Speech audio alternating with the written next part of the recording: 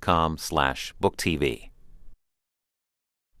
Coming up next on Book TV Afterwards with guest host Nina Rees, the president of the National Alliance of Public Charter Schools. This week, Salman Khan and his book, The One World Schoolhouse. In it, he presents the benefits of online universal education for primary and secondary school students. The former hedge fund analyst also discusses his career change to public educator.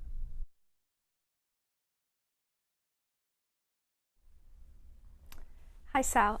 So tell us a little bit about your book and the journey that you underwent before you started the Khan Academy, which led you to writing this book. Yeah, well, the book is, well, it's a little bit about that journey, but really how that journey kind of informed what Khan Academy has now become, and then how that could inform what maybe classrooms could become or what learning could become, and not in just a kind of a pie in the sky kind of way, but I know this is really happening, and it really feels like we're at this kind of this inflection point in what's going on in classrooms. This whole adventure for me started somewhat, actually very inadvertently. It was 2004. I was working as an analyst at a hedge fund at the time. Just gotten married, family from New Orleans visiting me in Boston after my wedding, and it turned out this one cousin, Nadia, was having trouble, 12 years old. I had trouble believing that, she, extremely bright girl. We shared a certain amount of DNA too. and when I asked her, but it was actually her mom who told me, and I asked Nadia about it, and she said, "Oh yeah, I'm having trouble with units." And I said, "Well, you let me tutor you." And I think she thought I was just bluffing. So I said, "No, we're going to work this out." So she went back to New Orleans, got on the phone. We ended up using some tools on the internet so that we could see each other's scrawls, initially with a mouse, and then we got these little pen tablet things. And long story short, she went from being a struggling student to catching up with her class and then becoming a somewhat advanced student. Actually, I joke I became a tiger cousin at that point. I called her school and I said, I really think Nadia needs to be and retake a placement exam. Right. And they said, "Who are you?" I said, I'm her cousin.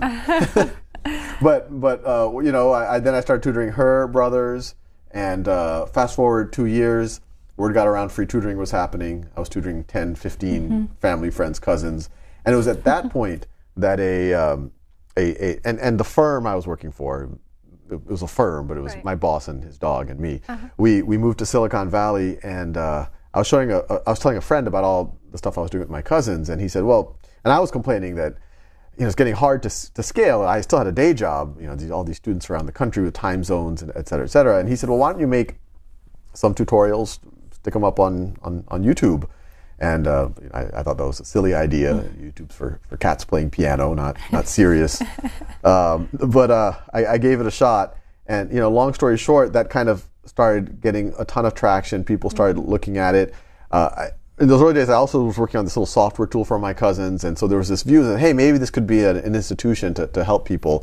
And so it was set up as a not-for-profit, and then in 2009, I had trouble focusing on my day job, so quit and started doing Khan Academy full-time. Well, so tell me a little bit about the Khan Academy. What is the business model? Let's start with the big, hairy, audacious goal, which I just found very big and audacious, and then the business model that you've based it on.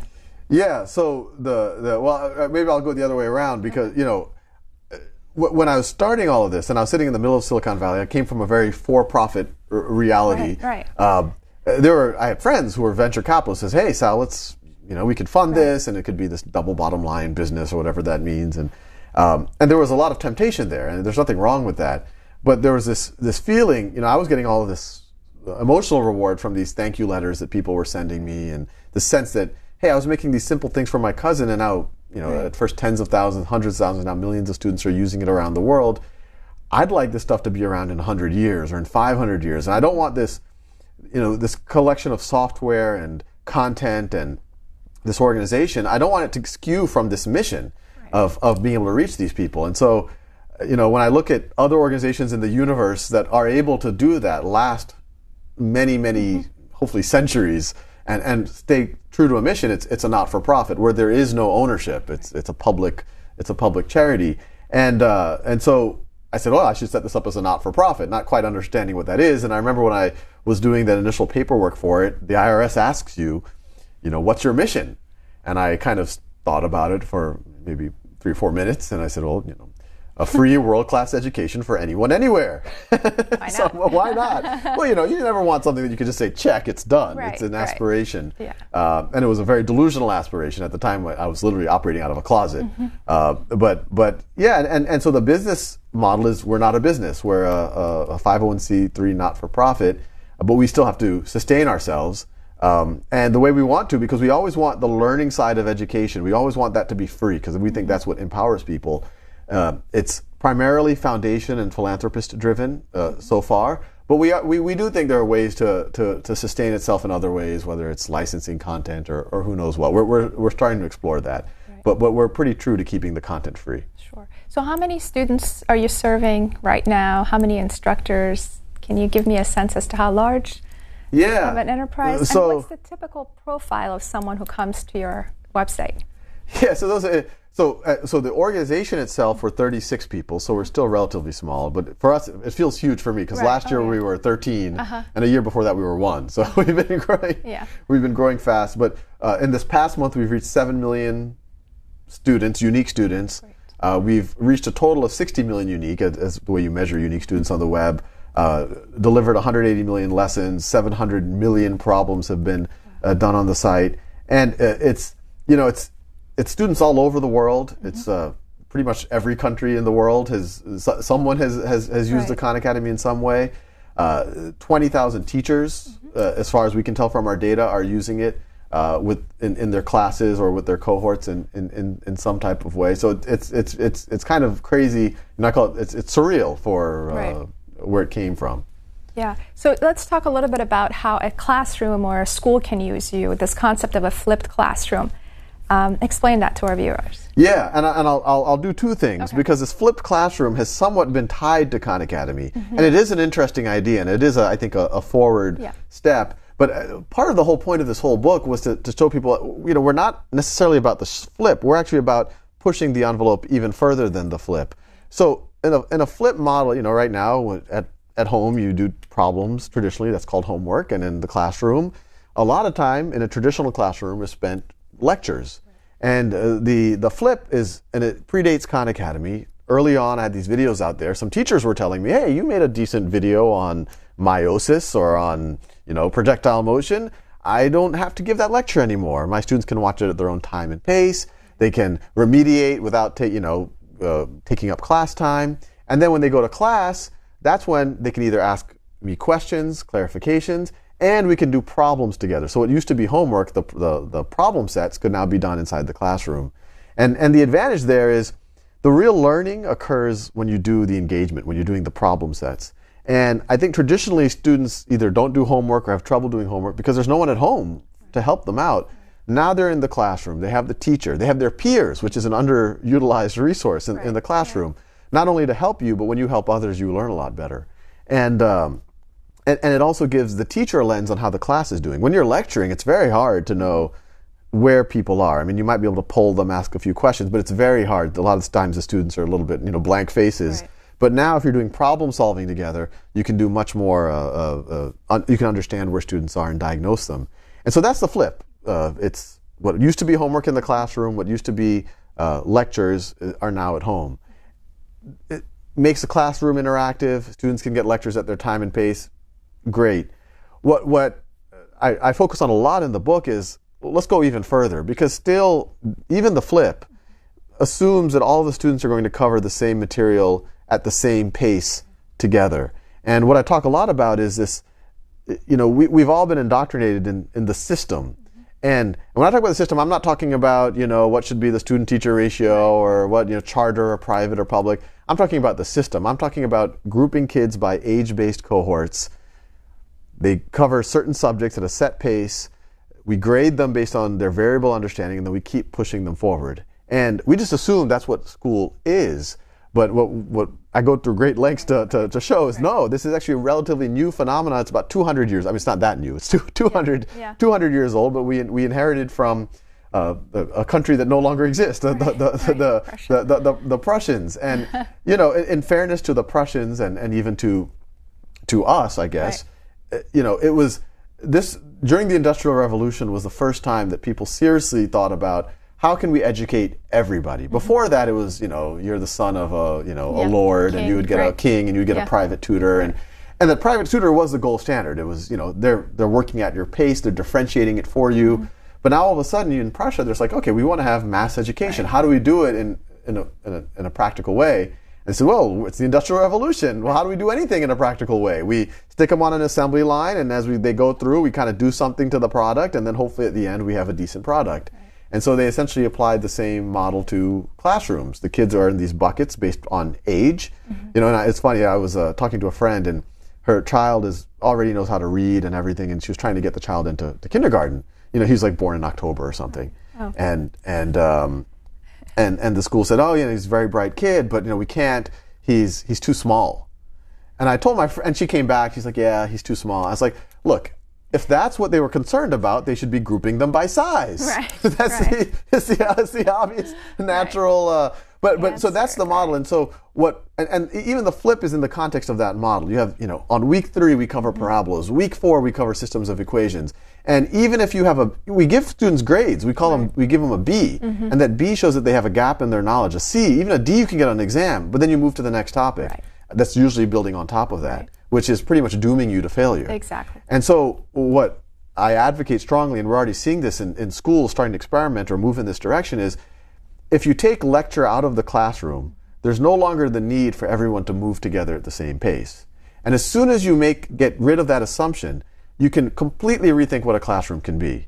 You can start having everyone learn at their own pace. You can leverage class time when humans are together for actual interactivity. You can start to say, well, why do we only have one teacher in the room? Why can't we have 2 teachers in the room?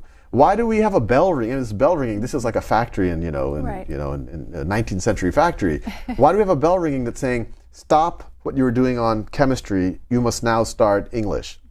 And we all know, anyone who's done anything creative that's the best way to stop creativity. Right. Is to say, you have exactly 55 minutes and then you're done. And so what we're advocating is move to a reality possibly with the help of tools like Khan Academy, so that every student can learn at their own pace. Teachers have dashboards, tools that empower them, and that use class time for interactivity and creativity. Right.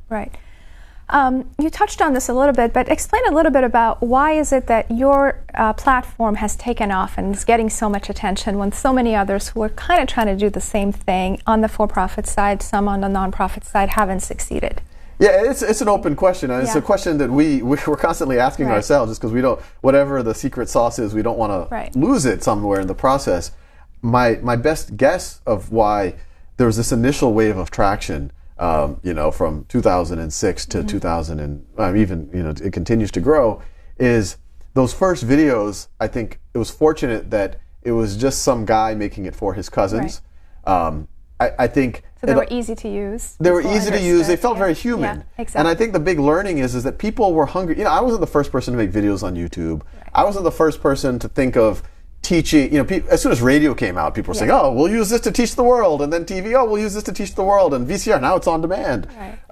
But historically, it was either a videotape of someone at a chalkboard, traditional class, which feels it feels distant even when you're in the classroom. Right. You're there, I'm over here, the next step in the equation, and you do it like that. Right. And so that's not very, and when you make that in a video, it's even harder to see, what are they writing there, and I can't hear them.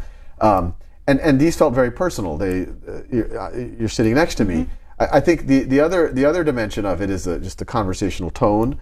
It's, I think a lot of people, they try to make it very polished, which is not bad, but in that process you lose the humanity. So it sounds like your GPS system. The next step in this equation is when, and I think hopefully this is something that I try to put into it, is one of the things that I think allowed me to do to kind of thrive in math or science and eventually even finance was I felt like I had a really holistic understanding of things, and my basics were really, really, really solid. And then, my basics in algebra were really good, so when I went into calculus, I was like, oh, this is intuitive. Right. And when I went into, corporate finance, I was like, oh, this is intuitive. There's nothing new here. Right. And you see other really, really smart people, they're just learning for the next exam, memorizing formulas, then they forget it, and then when they see a related concept, it's like, what's this? And so what I tried in those early days for my cousins is give a sense of intuition, draw the connections between things, so that when they see this new concept, it's not some random new concept, it's connected to everything they learned before. Right. And I get a lot of letters, and I would have assumed that would have only been appealing to the motivated kids, so to speak.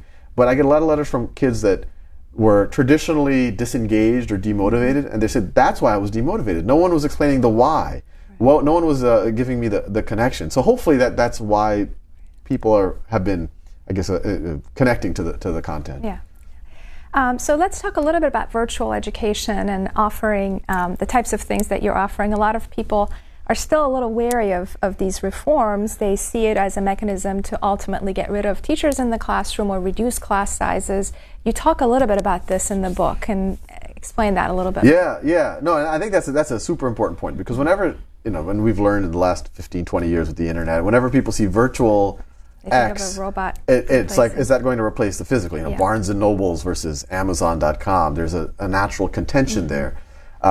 That's exact opposite of what I think is going to happen in education. Everything we do is not going to replace a physical school. I have young kids. I want them to go to a physical school. Right. I want them to get interaction. What it will do is, I think, give all of our children the experience that I think every parent and every teacher or every student wants to be a part of, is that even now we're going to a physical experience, but we're not leveraging the humans. We're going, but for the most part, people are sitting passively there and they're listening. And it's hard for the teachers too, because you're not. It's hard to just speak for 60 minutes without getting that connection with the students. And so what we're advocating is leverage tools so you can get maybe information delivery out of the way, so you can get some of the problem solving out of the way. But so when people go and they have class time, the scarce class time with other human beings, that's optimally interactive. And not interactive in the web sense, interactive in the human sense. So class time is all conversation. Class time is all peer tutoring and working with the teacher. Class time is all doing open-ended projects. And so, I talk about this in the book, and I gave a TED talk a bunch. The irony here is, I strongly believe, and it's not just talk again, we're seeing this in classrooms, is that you can actually use technology to make the classroom more human. And I'm very careful. You mentioned there's skepticism. I think there should be. I'm skeptical when someone says, hey, we just ordered 500 iPads for our school. And I say, well, what are you going to do with it?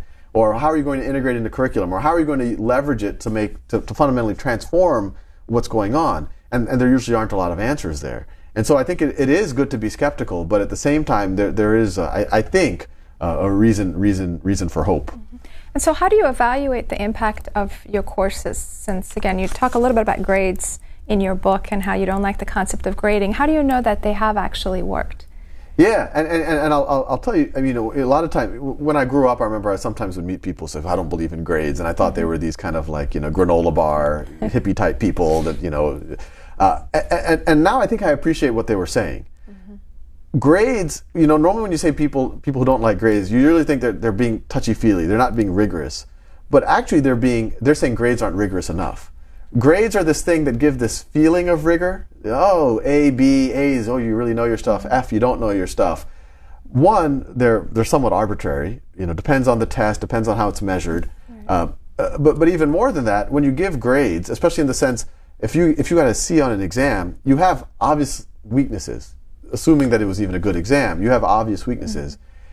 And so that should be used as an assessment to say, okay, you need to now improve on those weaknesses. Before we move on to a more advanced topic, look, it's common sense. Get your basics down. Right. But instead we use grades as a value judgment. You're smart, you're dumb, you're fast, you're slow. And that's just going to be a self-fulfilling prophecy. So what we say is, no, let's just make sure everyone masters every concept.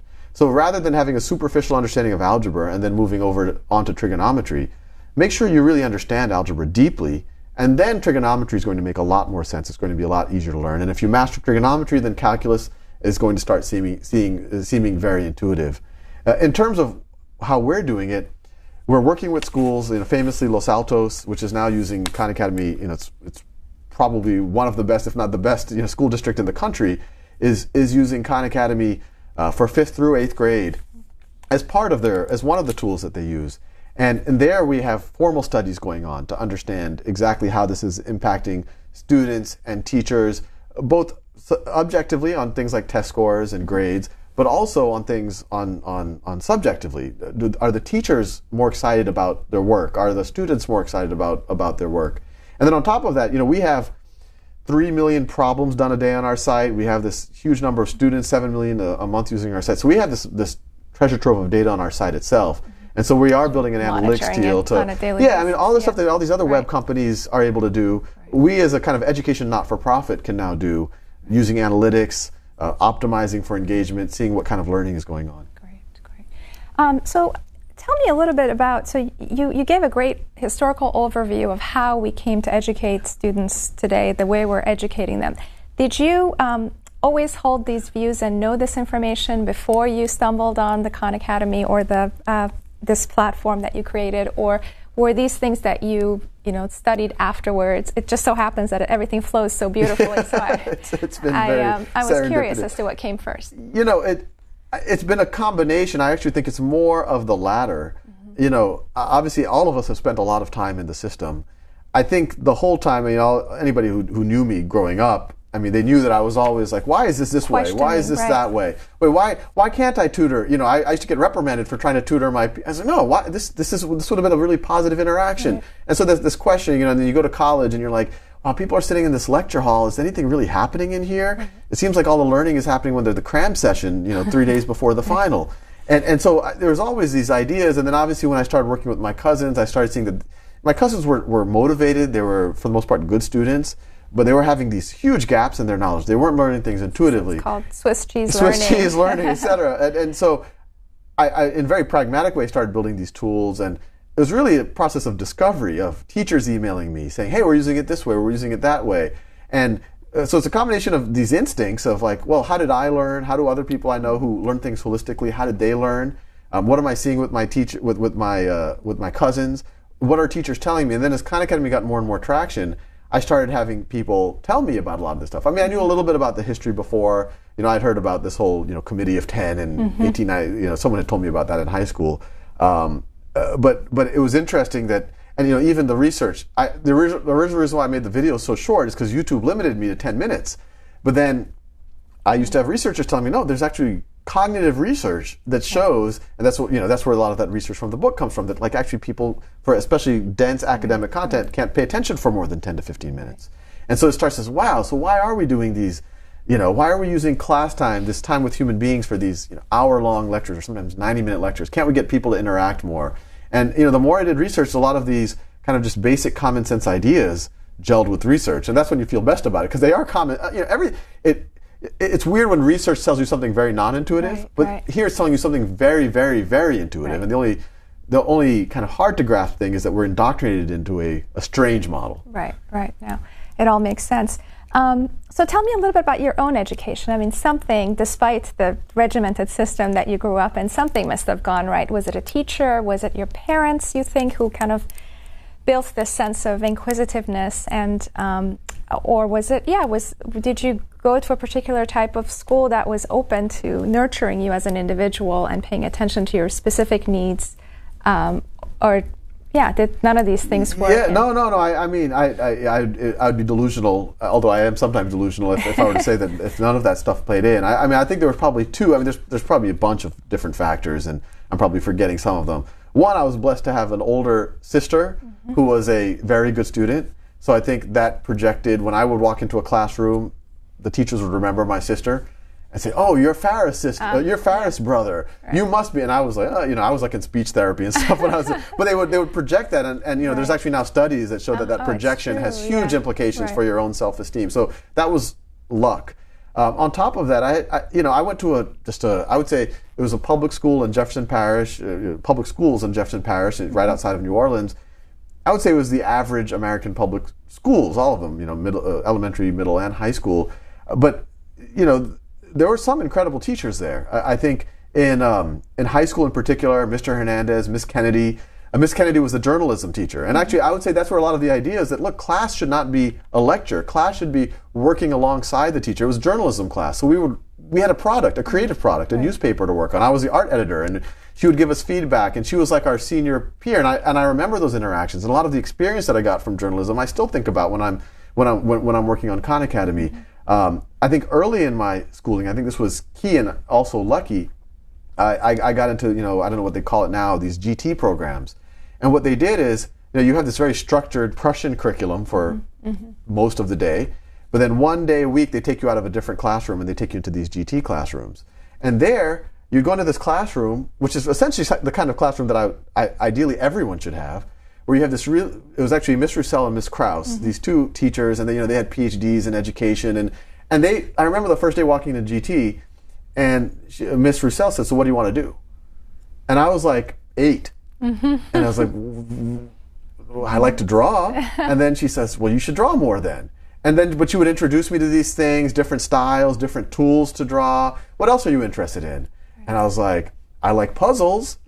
And she's like, well, here's some puzzles. And she would give me these brain teasers. And so she was mentoring me, and it was self-paced. And I was able to go at my own pace. And there was other kids working on interesting things, and I would get inspired by them. Sometimes we would work on things. And I think we needed that breathing room to have.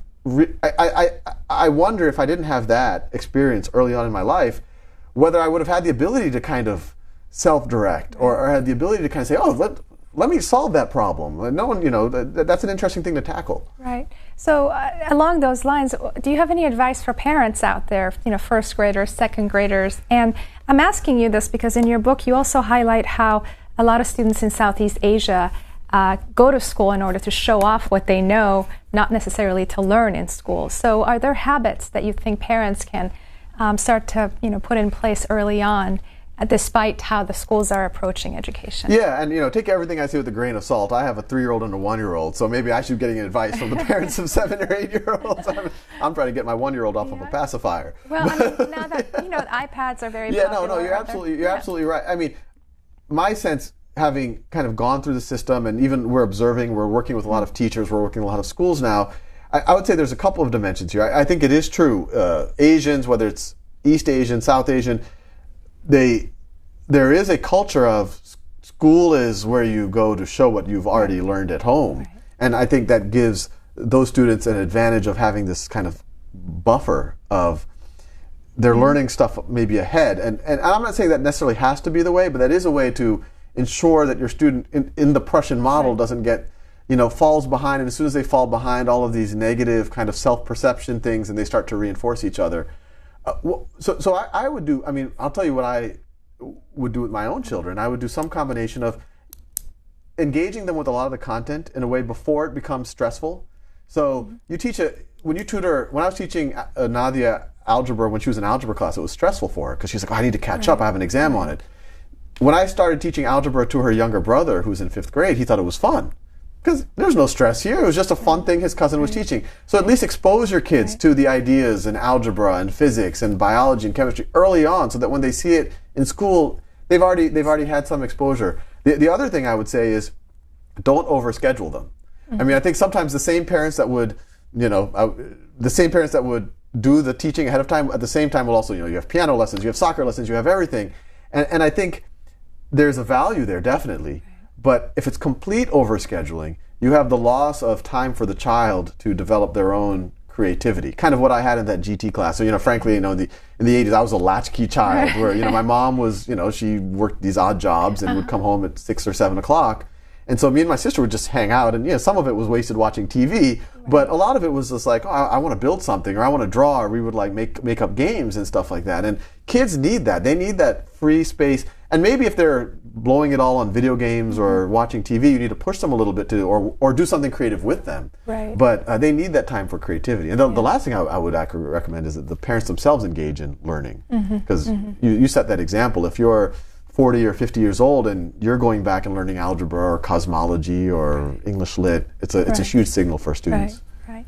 So let's talk about your vision for the ideal classroom, or this futuristic vision that you outline here about what the school of tomorrow should look like, which is a lifelong learning approach to education. You also talk about the college of tomorrow ought to look like. I was fascinated by this. But let's talk just about schooling. Your notions of class size, the ideal classroom could potentially have 100 students in it with 4 instructors roaming around and helping students. You talked a little bit about grades already, but testing. This is one of those topics that comes up a lot here in Washington and with the discussions on Capitol Hill. But how would you, describe that vision for us? And you also talk about how you would get rid of summer vacations, which is probably not going to be popular. But let's dive into this a bit. There's a lot there. The first dimension is, once you remove lecture from class time, you say class time is a time for interaction, you could have students working at their own pace. allows you to rethink everything. And so a lot of the concepts in this book, and a lot of these are happening. I mean, there are schools that we're working with that are doing these things. They are experiments, but they're experiments that all the research and all of the intuition point in that direction. Teaching is, for the most part, a solitary profession. You're the only teacher in the room. It's a lonely It's lonely. profession. It's lonely. And so you could have 100 students. You're not changing the student-teacher ratio. You might even improve it, but you now have 4 teachers in the same room. Now, if one of them gets sick, students don't have a substitute teacher. Different students are going to connect with different teachers. They can mentor each other. They can do group things with teachers together. So there's a whole dimension that you can add. You could have a physics teacher, a math teacher, a chemistry teacher, and a biology teacher all teaching simultaneously. So students understand that all of these sciences and these maths actually blend together. They're not these like siloed subjects, so they get a holistic understanding. You know, the tests themselves, you need some aspect of testing, but you should be very skeptical of testing, because all tests measure what they test. And there's many more facets to a human being than that. And so the dimensions that, you know, there could be some testing to make sure that students are getting core competency and some core skills, but the more important skills, which I think are completely unmeasured right now, are creativity. And you can never give someone a creativity score, but you can have someone generate a portfolio of creative works. I mean, you know, as an employer, we're hiring engineers, and when we get these people great GPAs from top schools in the country, and we say, so what have you created? That's what engineering is, building new things. And they haven't created anything because they've been on the treadmill the whole time, just trying to finish problem sets, and they're very, very smart people. And so the ideal is that students over their careers can show what they've created. It's not like they write a paper and it gets graded and gets thrown away. They write a paper, maybe it gets graded, and then they keep working on the paper. They keep developing it. When they're 18, they have a novel done. They have a bunch of papers on policy done that they can show people. This is my work. They have computer programs written. They built robots. And on top of that, and this is another dimension that's completely missed in the Prussian model, so to speak, is as I think in any field, the people you want to work with the most are the people who have deep subject matter expertise, but are also always willing to help others. And they have that communication and that ability to empathize. And in our current system, we make everyone very focused on themselves. What are your grades? Are you going to pass a test? Cram for the next exam. And in the model that we're describing, we're starting to see in a lot of schools, let's focus everyone on each other. So yeah, you go at your own pace, you might be racing ahead, and that's great. You're stimulated, you're engaged. But you also have a chance to re-engage with some students who might be having difficulty. And there's 2 things. One, you're going to be helping that student. But even better, when you explain that, hopefully, and you develop your ability to explain, you'll learn the material better, and you'll learn to communicate. You'll learn to empathize. And that actually is measurable. I mean, you can have students rate each other. You can have people write assessments for each other. Oh, you know, he understood the stuff, but he was a little bit, you know, he spoke a little fast. And you could develop that aspect. And so I'd imagine the transcript of the future, and I say the future when I mean the future is like actually now, you would have your test scores. Your test scores would actually show actual competency. It wouldn't be grades. It would be like, yeah, I understand algebra, and I've renewed it. Right. I've renewed that I know algebra well. I know cosmology. I'm a writer. Here's my writings. You have a portfolio of your creative works in multi-dimensions, and you have reviews from people that you've helped, saying it was a great person to work with, really understood the subject matter, really was able to communicate well. And those are the things that I think anyone would actually care about more than just test scores. Right, but let's talk a little bit about what happens in this classroom or school in terms of subjects. So you believe that, so right now you have to take math, you have to take English language arts, you start science at a certain point in time. Do you believe that all these basics should also be taught in the school? And at what point, another question I wanted to ask is, do you believe that all children can learn unless they have a serious disability? Can they all progress to the levels that you have progressed to if they simply learn and master and show an interest really in the subject matter that they are that they're studying, and specifically vis-a-vis the STEM fields, which science, technology, engineering, and math, which are areas that kids tend not to get interested in? Is it just because they haven't mastered it well and been pushed to understand it early on, or are there limitations perhaps in how we are currently trying to get students to learn these subjects? Yeah, so on the latter question, if you asked me 20 years ago, I would have said, yeah, maybe certain people are predisposed to math and science and other people aren't, and that made me feel good because I was one of the people who were predisposed. It made me feel like I was meant to be there. It wasn't luck. But my experience with my cousins, Nadia in particular, but other cousins, and then what we're seeing in schools, the schools that are kind of transitioning to this type of a model where all the students are learning at their own pace, building their foundations, we're seeing, day 5, some kids have raced ahead. Those are the gifted kids. Right. And some kids are falling behind. You're like, oh, maybe they need to be remediated. And a traditional model, you would separate them. And you would actually tell these kids, you're smart. Exactly. And you would tell these kids either explicitly or implicitly, you're not as smart. But what we're seeing is if you keep them together, but you allow them to work at their own pace so that they're engaged, they have mentorship from each other and the teacher, many times it's actually quite hard to predict. We're trying to predict it. It's very hard. Some of these students who are falling behind, maybe it's an algebra class, and some of them didn't know multiplication well. Some of them didn't know how to add fractions. You give them that opportunity to really build that foundation on negative numbers, multiplication, exponents, whatever it might be, and then these kids race ahead.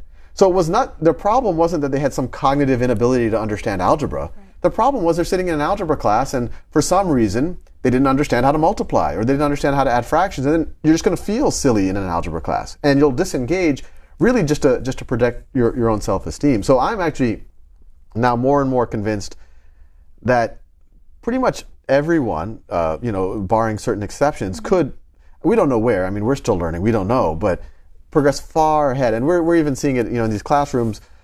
We traditionally think motivated kids, maybe that's 20% of kids. But as soon as you allow people to engage and fill in gaps without feeling embarrassed, you start seeing it's not 20%, it's 80 or 90% of kids can start to feel engaged.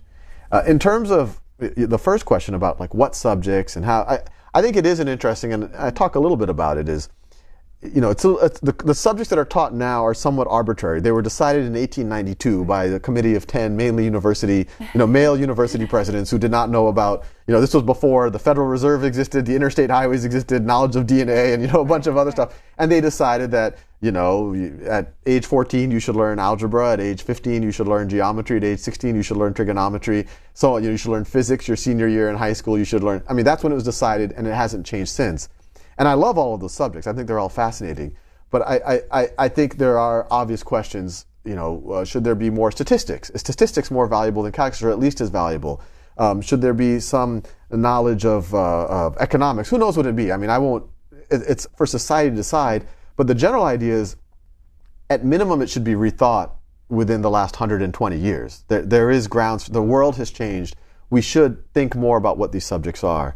And even more, I think, and you alluded to this, should they even be divvied up in these siloed subjects? These siloed subjects, we're indoctrinated into it, so it's hard for us to break our minds from it.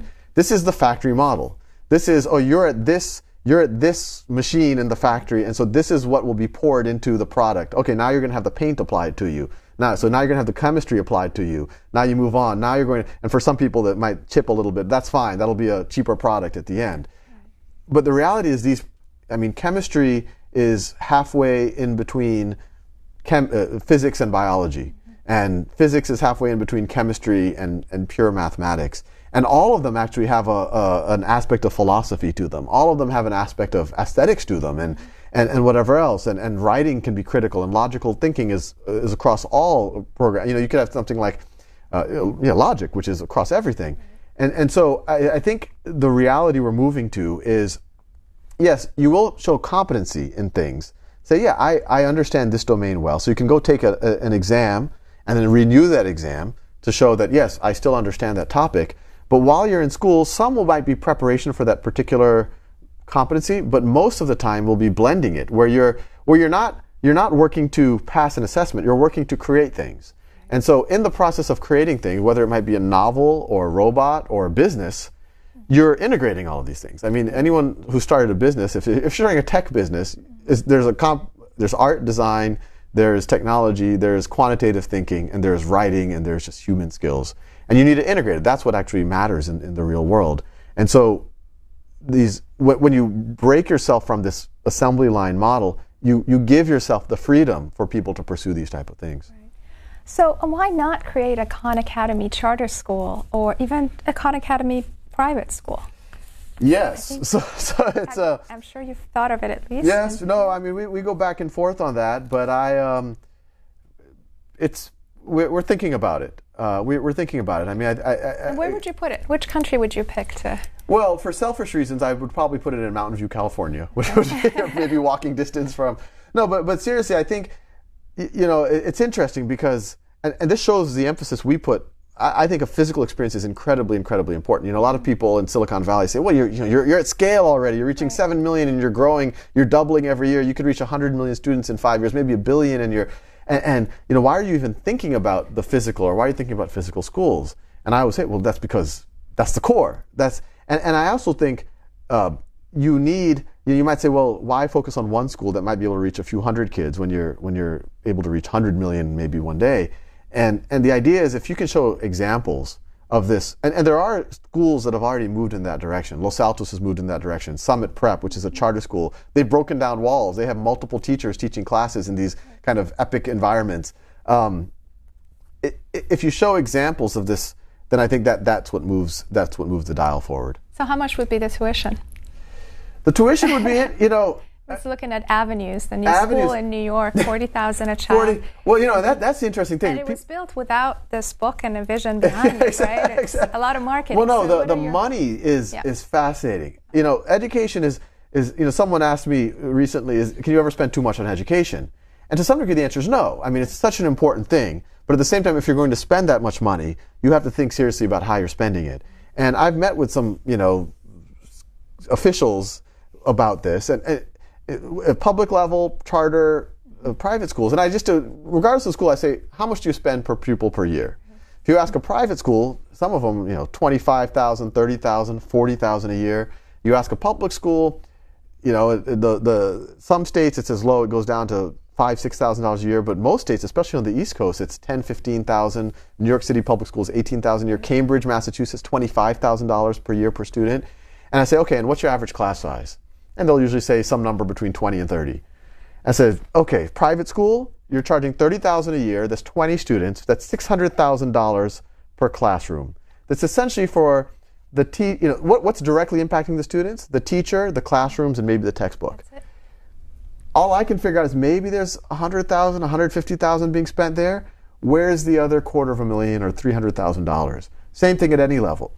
Why can't we instead use we can lower, the private school, I think for $10,000 a year instead of $40,000, $10,000 a year, you have 20 students, or let's say you have 30 students in a class. That's $300,000 a year. I say pay the teacher $150,000. Make teaching, a lot of people pay lip service to, we should, teaching should be on par with doctors and engineers and lawyers. I was like, well, yeah, that's nice lip service, but if you really believe that, pay teachers the same as doctors, engineers, and lawyers. That's the best signal to society that you actually value it. But the money's clearly there. And then it'll have to get cut from all the stuff that's not impacting the students. All of the, I don't know. Every time I ask this to people, I just do this back of the envelope calculation. I mean, this is what I used to do in my old career. I used to speak to CFOs, say, you're making this much, what am I missing? And the same exact question.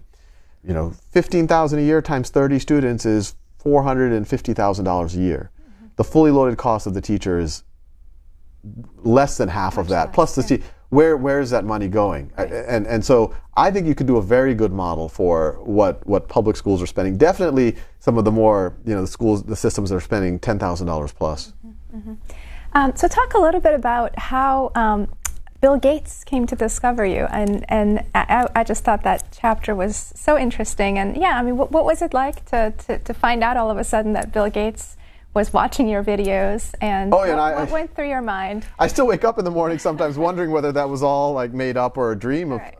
The site had already gotten traction, but in summer of 2010, one of our first donors, Ann Doerr, started sending me text messages that Bill Gates was at the Aspen Ideas Festival, telling the whole audience that he uses a site that he thinks is great called the Khan Academy, and he uses it with his kids and he uses it himself, which made me a little nervous because those videos for Nadia. But then and I didn't know what to do. I was like, do I reach out to him? I mean, I don't think he's listed, but he's but then his 2 weeks later his chief of staff called and said, you might have heard Bill's a fan, and I was like, yeah, I heard that. And they said, if you're free, we'd like to fly you up. And I was looking at my calendar; it was completely blank. And I think I could make some time for Bill. I've got to cut my nails, but other than that, my schedule's flexible. And I went up and really articulated this. At the time, it was mainly the videos I was doing, but I was like, look, if we could get some resources, and I was dreaming about a 5-person team and some office space. That was the dream at that point.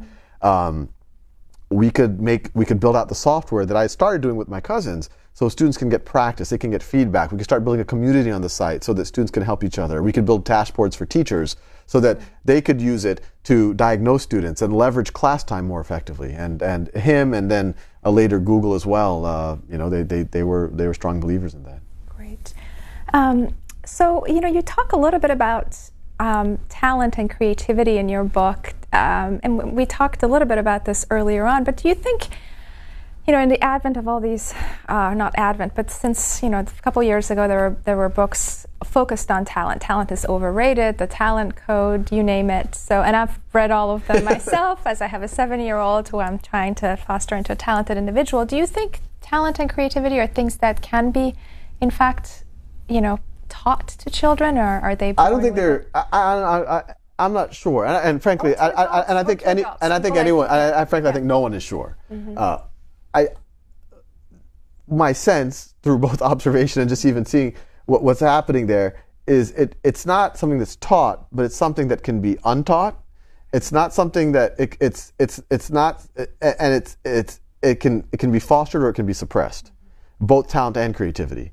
And I actually think I think everyone is born with creativity. I mean, there's not a 2-year-old on the planet who, if you introduce a new object into the room, will not walk up to that object and manipulate it in every way, taste it, feel it, see what they can do with it, pour something. There's not a 2-year-old on the planet. There's not a 5-year-old. Actually, most 5-year-olds will still, a new object in the room, they will engage with it. A new idea, they'll ask questions about it. But then something happens where they're taught to become more passive. To some degree, they are in an environment where questioning is not always cool. They're so overwhelmed with work, whether it's soccer practice or homework, that there's no time for them to kind of just think about something. The class is moving on. They can't think about, wait, why am I carrying the one? Why does that make sense? This seems just like a formula to me. They don't have time for that type of stuff. And so all of these things fall from this idea of just breaking from this Prussian model, breaking from this one-pace-fits-lecture. As soon as you take that out, now all of a sudden you can start saying, hey, why can't we let a student, right now, if there's a 16-year-old someplace in the country who has just some insight on, like, well, maybe cancer can be addressed, and maybe this is what cancer is, and too bad. The bell's going to ring, or they have an AP test the next day, or they have an exam. They're like, oh, well, I have too much work to do. I have, I quote an admissions officer in the book talk about, she was interviewing a bunch of people who were coming to a very elite college and said, what do you daydream about? And one student said, we don't daydream about anything because it doesn't help us to get into college. And that's tragic. It's tragic actually for that child, but it's tragic for society because it's those daydreams that eventually lead to actual. I'll tell you, Khan Academy exists to a large degree because my boss at the hedge fund, in a very non-traditional for that field, had a strong belief in life work in balance, and so I had time to daydream about the Khan Academy. And my wife was a resident, medical resident, so I felt bad sitting and vegging and watching TV, and so I was able to think about this problem and make resources. And I think anyone is capable of doing that. We just have to give them the time and the breathing room to do it. Especially now, since it appears, I don't know if this was in your book or I heard it from Tom Friedman. I mean, most of the jobs of tomorrow are going to be jobs that are going to be created, not jobs that currently exist. Yeah, no, exactly. If you go, the Prussian model started in the Industrial Revolution. And the Industrial Revolution, we needed probably more educated people than we needed in kind of an agrarian civilization. You needed people who could read the directions and have the discipline of the assembly line and all of that. But there was a certain passivity that you also had to inculcate. In the farm, there's a certain independence and freedom to it. All of a sudden in a factory, you're doing this over and over again. And, one can debate whether it was explicitly done, but there was an element of instilling that passivity and indoctrination so that people could be good workers. But now we're in a reality, before the pyramid was like this. You needed a few knowledge workers who were doing creative things, and then you needed a mass of labor. Now the pyramid's kind of inverted, where we need a lot of creative people. In fact, all of the real careers now are creative focused and open-ended, and you need very little physical labor. And in that reality, we're training people for this while we need we need the opposite. Right. And so, since we are in the nation's capital, do you have any advice for Congress or the president? How can they best help bring this vision to life, understanding that Yeah, and it's an interesting question because we do meet with state officials and federal officials and even in other countries, ministries of education. And the one thing that I don't want to happen is, right now it's been a very grassroots, grounds up thing. People have word of mouth, Khan Academy, people have been using it, parents have been telling parents, teachers have been telling teachers. And that's good because that's way these are people who want to make it work and they figure out and they tell us ways to make it work better. As soon as you make it top down, I think it becomes no one likes it anymore. And so we want this to be very grassroots. Whatever I tell people is just tell people about it. Tell people at minimum they have a free tutor. Tell teachers that, look, there might be another model that you probably will enjoy more. There are ways to reach more students. And on top of that, and I'm serious about this, I think they should set an example. It's too easy now in our society for people to say, oh, I'm not good at math. And they'll say that about like 6th grade math. Oh, I don't know, that's math, I don't understand it. No one will say, oh, I can't read at a 6th grade level.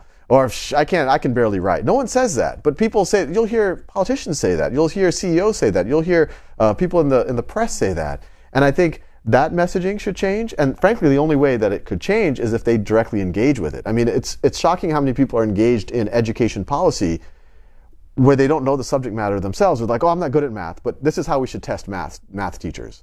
It's like, that's crazy. You yourself should engage in the content, or get a depth in the content, and that'll be a huge signal to society, and I think it'll also help inform policy. And I think the more they do that, they'll realize that it's a lot less about top-down, a lot less about the controls. The controls that they do, every iteration of ed reform is just about more controls on teachers. And it might de-risk some of the weaker players, but it also handicaps all the rest. And so it kind of gets to this kind of culture of, everyone getting to mediocre. And what we need to really do is go the other way, have it be much more grassroots. And what I point out in this book, that's an American thing. That we're a country that's focused on creativity. We're a country that's focused on people taking ownership over their lives. But our school system is a Prussian one that's about passivity, one that's about authority. And everything about this book is, let's make our school system more American. Yeah. So any final thoughts? If you were sitting with President Obama, at the White House, aside from asking him to use his bully pulpit more, I'm somewhat serious about. I would ask him to. This is a somewhat different dimension, but we talk about this in the book. I would ask him to make content for us, because I think what's happening right now is the public discourse gets so disjointed in these 30-second sound bites that you can't have a chance to go deep on either side of the aisle. And right now, the main adult learning happens on the 24-hour news, and it's in these 30-second sound bites. So no one really understands the issues, and it just becomes very emotionally charged.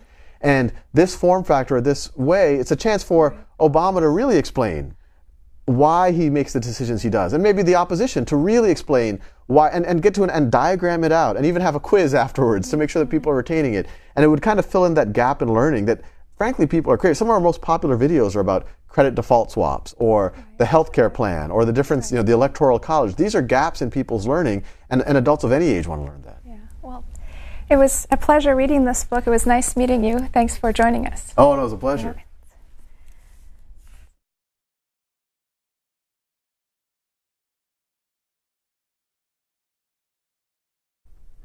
That was Afterwards, Book TV's signature program in which authors of the latest nonfiction books are interviewed by journalists, public policymakers, legislators, and others familiar with their material.